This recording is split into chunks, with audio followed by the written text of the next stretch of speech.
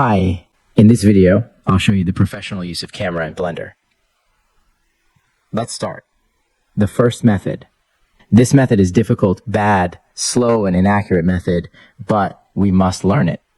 Select the camera. When you find that the camera is in appropriate position, press 0 to see the result of the camera position. But if the camera is in an inappropriate position, I start adjusting the location of the camera by selecting the camera and moving it using the arrows until I reach a suitable position. And I test the position I have reached by pressing 0.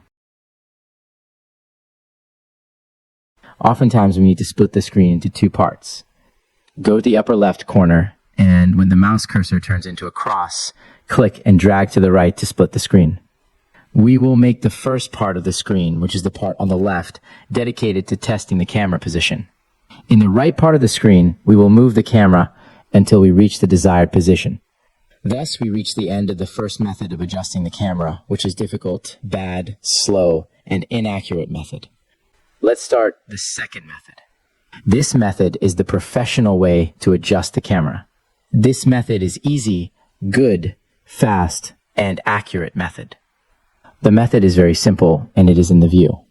I adjust the position using the arrows, and when I reach the position that I deem appropriate, I set the camera to it by pressing Control and Alt and 0 buttons together. Once again, set the position that I deem appropriate and then press Control and Alt and 0 buttons together. This will force the camera and position it to see the current view mode. In order to be more professional in adjusting the camera, you need a simple addition. Make the camera track objects. The first thing I start is dividing the screen into two parts, as we learned. Go to the upper left corner, and when the mouse cursor turns into a cross, click and drag to the right to split the screen. We will make the first part of the screen, which is the part on the left, dedicated to testing the camera position by pressing Control and Alt and 0 buttons together. In the right part of the screen, choose the camera. And on the right here, select Constraints. Select Add Object Constraints. Then select Track 2. And at the target section, select the cube or any object you want the camera to track.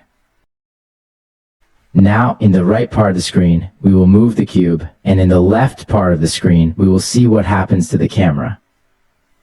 When we move the cube, we find that the camera follows the cube in its movement. And so we made the camera track the cube.